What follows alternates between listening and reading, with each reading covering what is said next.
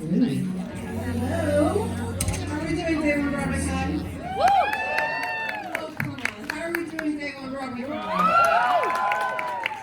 So much better. I am so excited to introduce this next panel. I saw this show 2 nights ago and I have been singing it ever since. It is a beautiful show about life and love and New York City. So I'd like to introduce to you the beautiful cast members of Two Strangers Carry a Cake Across Manhattan. Sam Tutty, Christiani Fitz, Vincent Michael, and Phoenix Best.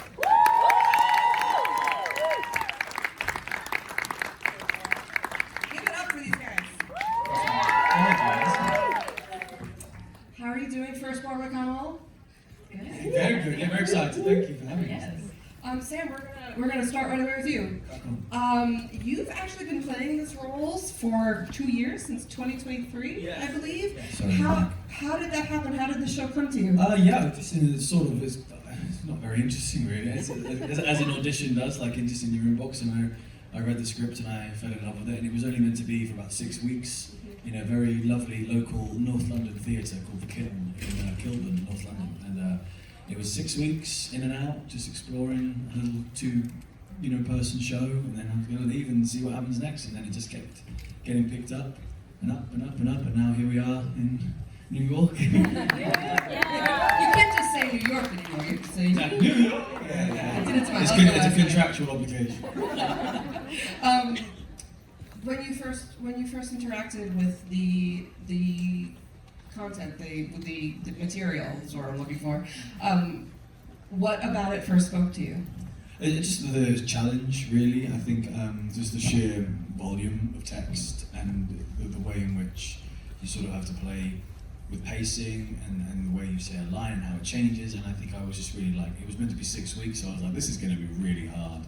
So it's nice that this is going to be for 6 weeks. You know, 3 years later, I'm now here. But no, it was a really amazing discovery, like throughout the rehearsal process, and the way that it's changed now is really fascinating to me. And I have people at stage all they go, I saw it at the Kiln, and it's changed so much. And I think that's a real testament to our writers, Kit and Jim, and our director Tim, they're just so malleable and they're like water, genuinely. They just adapt to every situation. So yeah. Christiani, Vinny, and Phoenix. You guys joined in Chicago. Sorry, Boston. I read Chicago. My notes say Cambridge, and I read Chicago. I apologize. It has been a long week. Can you just share a bit about how it came into your life and what the audition process was like? Yes, it came similar, like in the inbox, and I hadn't heard of the show before. So the first thing I did was listen to the music, and I was like obsessed with it. Then I read the script, got even more obsessed with it, and then I auditioned, and I tried to like psych myself out because I really liked it. So I was like, oh, that's not, you know what I'm saying? It is what it is, because I didn't want to get excited about it and then it not happen. So that was my experience. Yeah, I had a very similar experience as Christiani, but I actually was unavailable for part of the Boston run. So I kind of thought that part of it wasn't going to end up working out for me. And I think what's meant for you is going to find you, because they were like, we'll work around your schedule. So I ended up doing 2 weeks of Zoom while they were all out in Boston while I was doing a show at BAM. And then I joined them 2 weeks later for the show up there. So I was the last one to join the process. I got the offer 48 hours before we started in Boston. Crazy situation. I missed my first self-tape email. Finally got back around to it on the second one.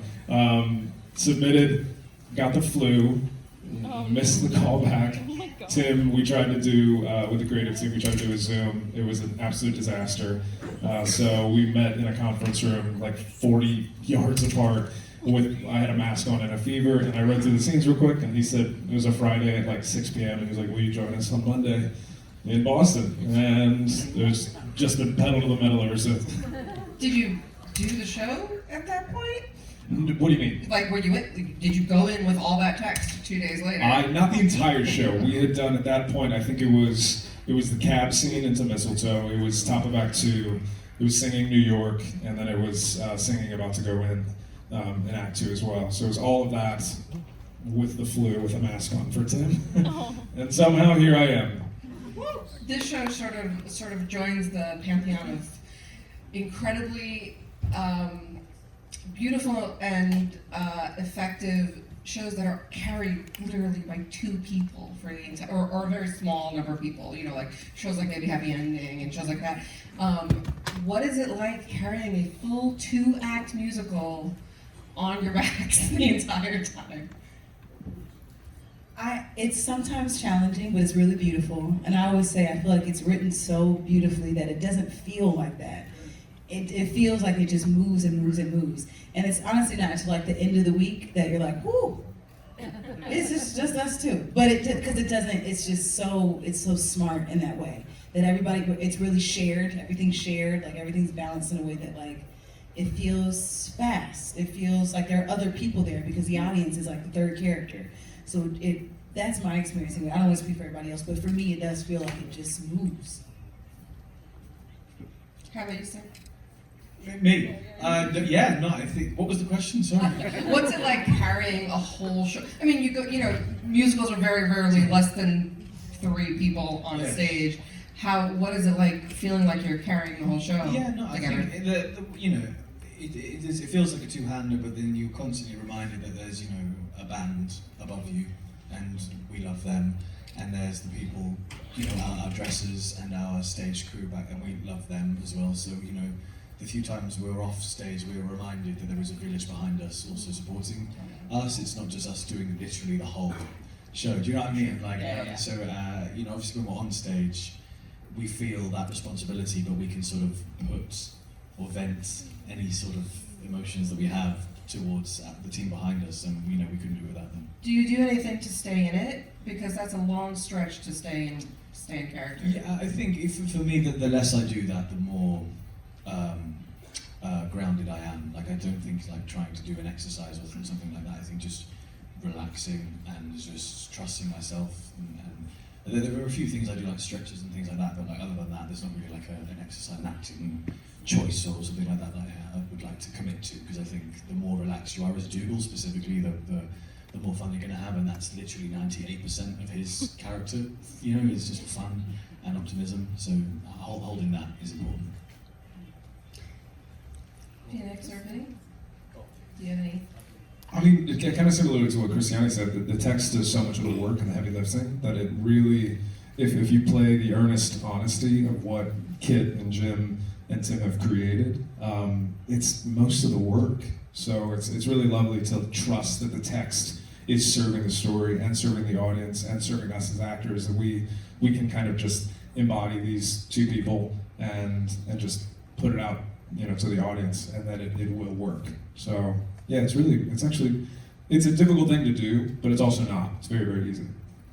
Yeah, I guess as somebody who joined 2 weeks after when we were in Boston, it was probably the most daunting thing to start learning, because the first time I got there, they were already running Act 1 and doing scenes of Act 2, and they were like, "Are you ready to jump in, Phoenix?" And I was like, so can we get just like a little bit more time on this? But what I will say is, because the writing is so good, and because we all get along so well, like the 4 of us have gotten so close in the Boston run and out here, that the show just clicks. Like the moment you get on stage with one of your friends. I think like the first time I went on, I was on with Sam, and I got so nervous. I was like, oh my gosh, I've only been doing the show with Vinny for so long. Like, I've seen Sam do it, every day at this point, but we haven't done it together. And there was one point where he like looked at me, and I was like, that's my friend Sam. And we get to play around on stage for 2.5 hours with these wonderful, grounded, beautiful characters. Like, let's tell the story for these wonderful audience members. And I think from that point on, I've just enjoyed every single time I've gotten to go on. And I think the nerves kind of go away, and the challenge goes away, because you're like, I'm up here with a colleague and a friend, and we get to tell a beautiful story.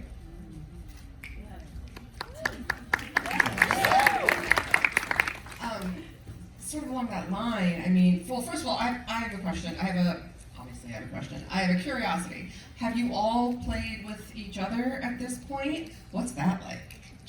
We actually did it all in 1 week. All 4 versions of the show were done in 1 week. And it was, honestly, I know people were sick, but it was the best time. Oh my gosh, every day we were like, so who's on with who? And what happened that night? Wait, I missed it. Tell me what happened this night. Like, I actually ended up watching the show when the 2 of them went on. I sat in a box seat and just was an audience member for the first time, seeing them do the show. It was truly like the most amazing week for the 4 of us.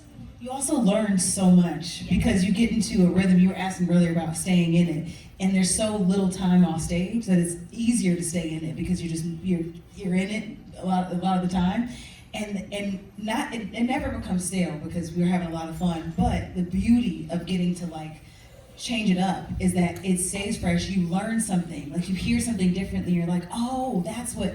And then you can come back at it with like a whole different energy, and it's like a luxury. I feel like being able to do a show like that. And we've also played off of like I'll throw to Sam and Sam will throw to me the way I said a line or the way I did intention, and then he'll do that the next night just to like mess with it and try it out.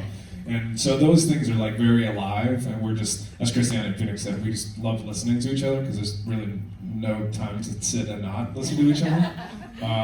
So yeah, we just like it's just fun banter for 2 hours and 15 minutes. It's a blast. The book is, first of all, it's one of the best books I've ever heard in a musical. It's very tight and very comedic. How do you make sure to hit all those beats? And has there ever been a time where you felt like you totally flubbed it? Yes. Next question. It is such a great challenge as an actor to know that like every night you get an opportunity to make something work or not. And our writer said something brilliant about having like the memory of a goldfish when you're out there, because if something doesn't land, you gotta just keep pushing and trust that it's not that you're not funny, it's that people listen and hear things differently. You just gotta keep going. But it's really good for the ego.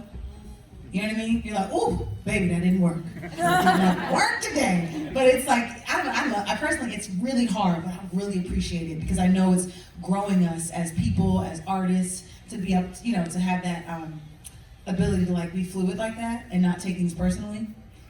That's how I feel. I don't know.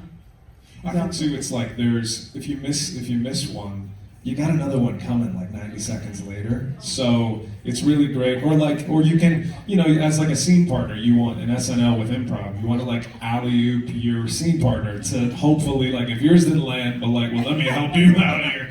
Because it could just easily, and then you both succeed if like, you pitch something that the other one works. So it's like, you never really miss in a way. Snaps for me. Everyone snap for me. Thank you.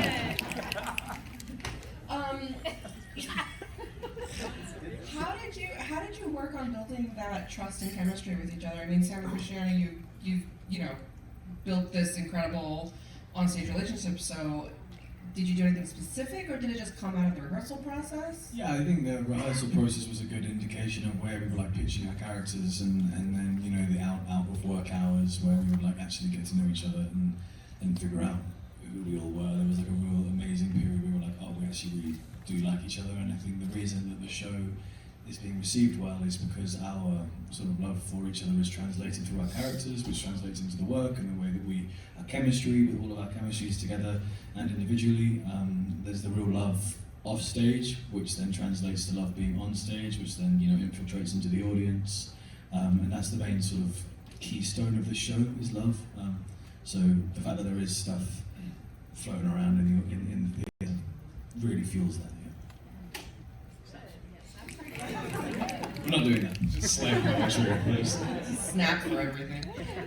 What about now? Y'all have as standbys, you have a very specific challenge with that because it's not the main relationship you work on. So what are some of your secrets for shortcutting that chemistry when you have to jump in at a moment's notice? I would just say that I think it all started when we were at ART in Boston. I think bringing the same group of people here. So what I say is our chemistry started at frozen margaritas and nachos. We would go out after the show. We would have game nights together. Vinny and I, even during the show for them, we would play our own game that was based off of just like looks at each other. I don't know if any of y'all have played Wavelength. Well, we like to play Wavelength. And you have to like figure out the scale, and it's usually based on a word, but instead Vinny and I decided to go off of vibes and looks. And what was funny is we ended up going on later that week, and our show felt so locked in because we had worked on like the chemistry and the vibes there. And then I think the four of us, we played Heads Up a lot too while we were out there in Boston. And I just think we created, like Sam was saying, a chemistry backstage that no matter what version of the show you see, the chemistry will relate on stage. I say it gives same, but different every single show. The real struggle is being strangers, because that's the premise, is that we don't know each other, and we have to, we try not to see each other before the show starts. Which, did you notice the other day we did? We did too much time together before the show started. Did you feel it? Never again. You I could feel it in the show, absolutely. Like I had to recalibrate my brain that like, no, I do not know this person. And so what he's saying has to hit me in a much bigger way than just like, oh, that's Sam. It's like, no, I have no idea who you are. And not seeing him before the show was really, really helpful. And I didn't realize how helpful it was until yesterday.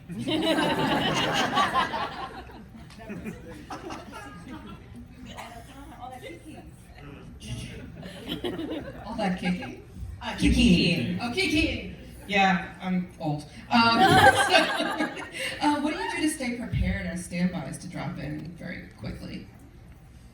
And I think Phoenix and I have both kind of clocked this as well. I like to mentally anticipate that I'm gonna do every show, just to like get my body ready, get my voice ready, get everything like eat well, show up to the theater, and then I don't get to go on, and then it's like a nice treat, and I can just sit in my dressing room and read. But I always try to like anticipate that anything could happen.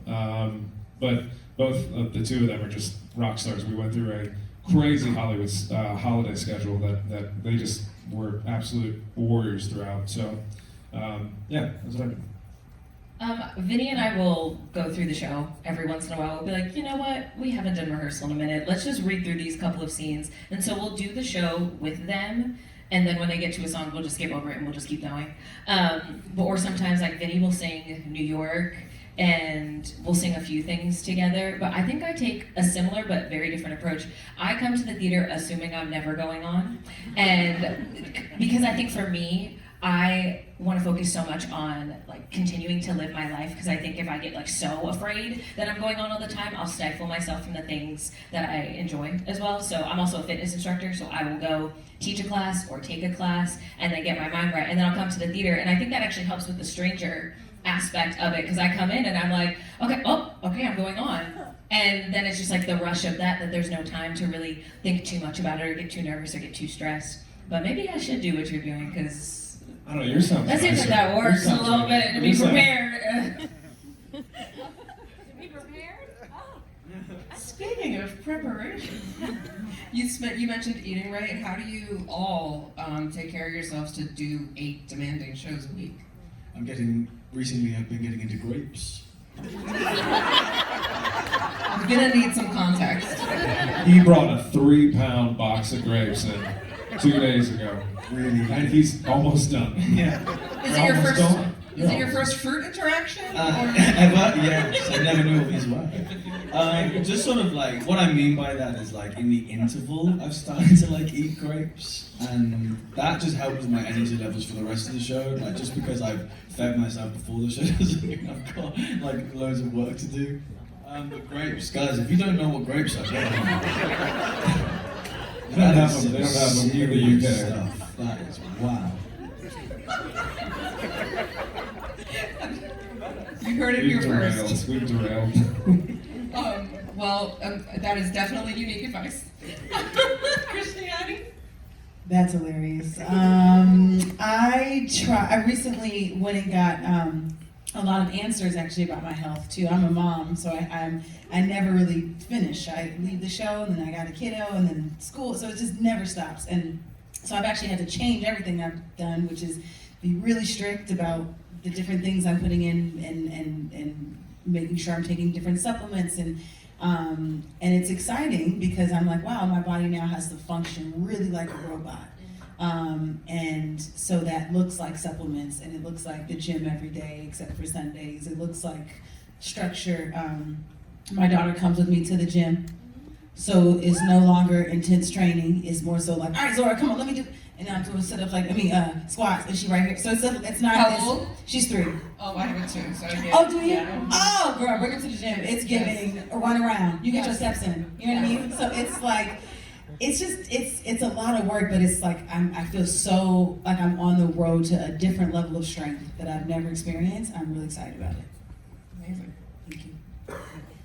Yeah, I am prioritizing rest. I think that's a huge thing, especially because I am still working my other job as being a fitness instructor. I teach dance cardio 2 to 3 times a week, so that helps with this 305. 305 fitness. I was gonna say, I wanna come. Please. Plug We're it. in Columbus Circle in Williamsburg. I teach 50 minutes dance cardio, generally arms, is the toning. But I do that as well, and I try to, like Christiani was saying, like work out throughout the week because running on the turntable is like running on the treadmill, and you're climbing up and down these suitcases. So you really need to work on your stamina and your endurance throughout the show. I'll tell you, the first time I ran on that turntable, I was like, I used to run. Okay, time to get it together. But yeah, prioritizing rest. You know, going home after the show, getting sleep, getting water. Those are the main things. Yeah. I mean, now being in New York, because I'm not a native New Yorker, naturally I feel like my endurance, my stamina has just gone up just from walking around this city, one. And we also, our dressing rooms are like four or five floors up from the stage. So that's that. And then I eat Sam's grapes. I was gonna ask, maybe more raisins. Yeah. You're welcome. 3 pounds. Speaking of the turntable, actually, it's a good point. Because the set is another character in this show. It is a deceptively simple but complex piece of art that you have to interact with. How do you keep all that straight? There's a lot of moving pieces.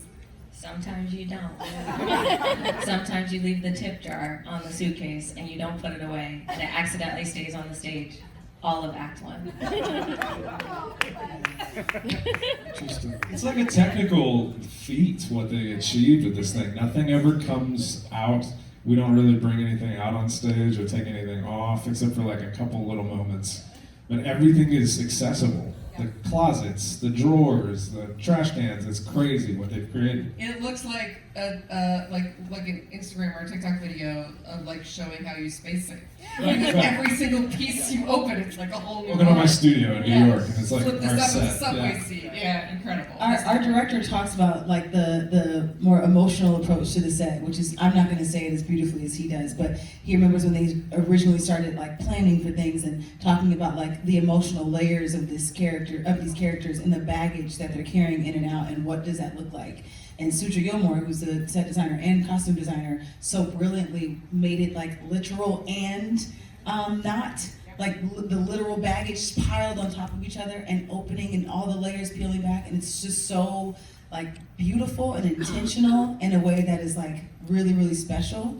And it's like just so smart, because it really is, it's just as emotional as it is like technical. You know what I mean? I think another thing is that I think in recent years in theatre, the audiences have been denied using their imagination. Like it very much is like, and here's a screen of a backdrop, or we're at a school now, or we're at a, and I think there are those really enjoyable shows that dare the audience to just use a bit of abstract imagination, that these suitcases are now subway seats, and we fill that with our physical movement or the sound design. You can hear the trains going by, and I think the simplicity of that, when you focus the lens, it is very enjoyable for us as actors and hopefully for the audience, because their relationship is even more focused now, because there's even less distractions. It's purely just two people just acting in a musical, which is just very rare. It occurs to me just this moment that it also looks like a cake. Yes. The luggage. Wow, man, that set is something else. Okay. Speaking of, the secret third character in Two Strangers is New York City. We'll say fourth because now we have the set as well. How does it feel to be performing the show here in the city that inspired it? I've experienced the show in 4 different locations now, 2 different countries, and I think this is the most perfect version of the show I could experience, and I think it is a testament to the audience, the New Yorkers, that they listen with such intention, and they remember things, and they remember all, tiny details that were referenced in Act 1, and they understand the jokes in such a nuanced way that they're like, oh, we live here, and I think the show is now where it finally belongs, and the audience have just completely elevated the quality of this show. We have made changes in rehearsals for the Broadway transfer, but I personally never expected a response like the ones that I've received and continue to receive. So it is a testament to the audiences, to you guys, and to your love for the show and how much you laugh, and you recognise how much we need that, because when you guys don't laugh, it honestly makes me so sad. No, but no, it is a genuinely testament. The main change for me is New York audiences. You know, whether you're from New York or not, if you're a New Yorker or you aren't, there's just an energy level in that theatre that is just different to anything I've ever professionally experienced. Yeah, full stop. Conversely, has it been hard to be in places that aren't New York while telling such a distinctly New York story? Me again, sorry, hi. So just the way that the journey of the show has gone, it's sort of, you know, London to America to New York, it's sort of got better and better. There's never been like a spike where it was like, oh, that was so. My experience of this show is an evolution of quality and progress and reception. So it's been a perfect sort of order of geographical locations that have just constantly elevated this show to its highest point now. Yeah. Is there a certain theme or message or feeling that you get with the show that you think perfectly kind of encapsulates the experience?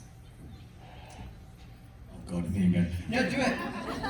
I would say forgiveness is a massive thing in the show. Obviously, it's a rom-com. We're here to make you laugh, but at the end of the day, these are two flawed, unimportant people who aren't looking to change the world. They're just looking to get by. And these two change each other for who they should be, rather than who they want to be. So the main one is self-forgiveness within, forgiveness for others, letting things go, letting your baggage go. There we go. Those sort of things, yeah. I would second that. I think something you said too the other day that I loved was talking about like the theme of love in our show.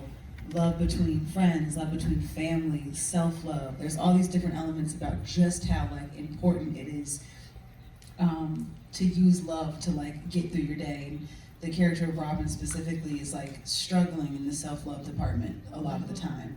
And I think maybe doesn't even realize how much she's struggling with it, because her focus is getting through the day, paying her bills, doing what she has to do. And then she has this interaction that maybe puts a bit of a magnifying glass on the lack of self-love and how much the release once she forgives herself and loves her. Like, it's just that love that's not always romantic, I think is so good to see on stage, because it makes you want to call your grandma after the show. It makes you want to go hit up your homegirl. You know what I mean? It's more far-reaching than I think when our show is described as a rom-com. It immediately sounds like it's romance and it's so much more than that.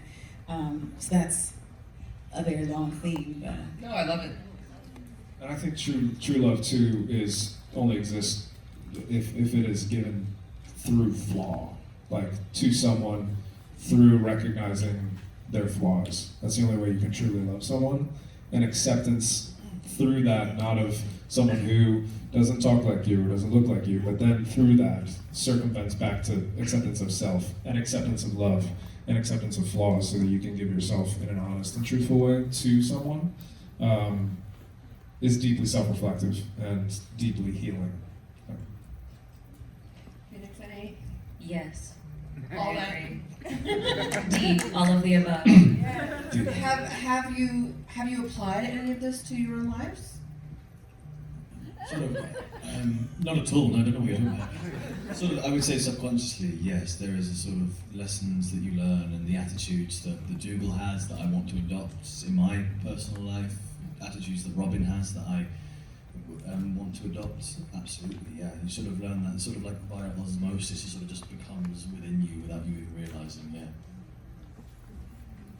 Yeah. Literally. I've been saying Robin is not a people pleaser, and I live for that, because that's something that I think as actors, as some people, as women in this, as a lot of different things, people pleasing seems like something you needed to get through to survive and to thrive, and this character isn't doing it, and I just live for that. So I would love to learn how to do that a bit more. Phoenix, you said it like a month ago that Sam and I are actually Robin in our real lives, and you two are actually Oh Doodle. yeah, And we're it's doodle like- in there, Rob. And it is like a weird, like, the putting yourself in the perspective of the other person on stage is so weirdly cathartic. Doing it opposite, you know, and with the four of us being together, it's just been such a special thing. Yeah, I would say the show has taught me to be a bit more grateful for where I am in life.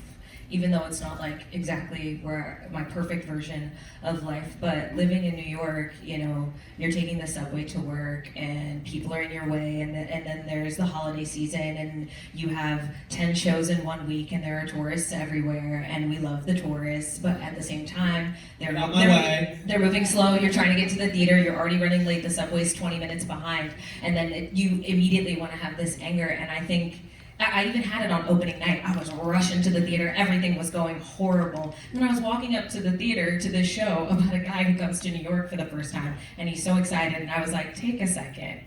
You're about to open a show on Broadway. You live in New York City. You have a job. Be grateful. Be thankful. Be happy. Take a moment. You can be upset. Take a moment, but be a little bit more grateful and a little bit more thankful for your circumstances because they could be very different. And so that is what I have been trying to pepper in. So every time the subway makes me 5 minutes late, or every time someone's walking a little too slow in front of me, I have to remind myself that I am thankful and I'm grateful for what I have.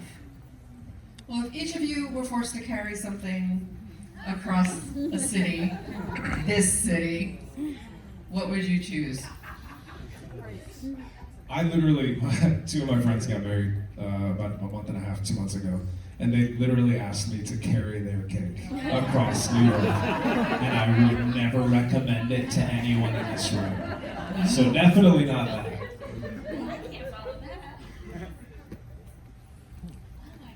Emotional baggage?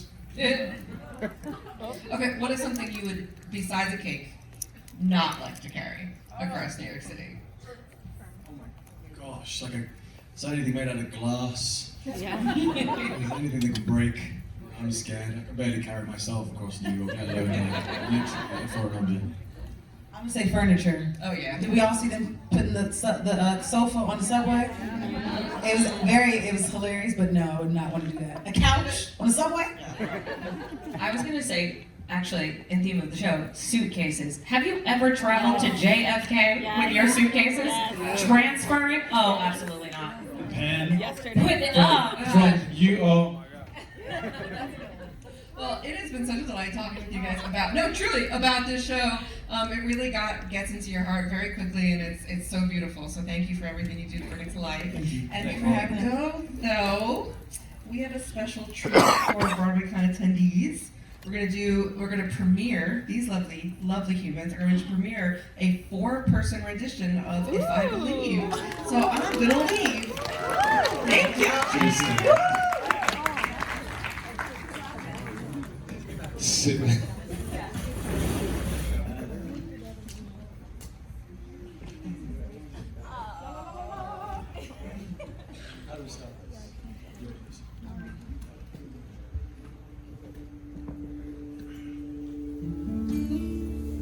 Step outside, get some air. Find a window, fix your hair. Feel the wind blow down the street, sweet and cold. Take his hand, hold his gaze. It's been a strange few days.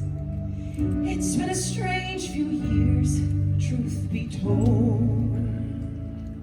But if I believed the girl I knew was left behind, I've changed my mind. Is it me? Has it changed? Has the city rearranged? Is there something new and strange about this street?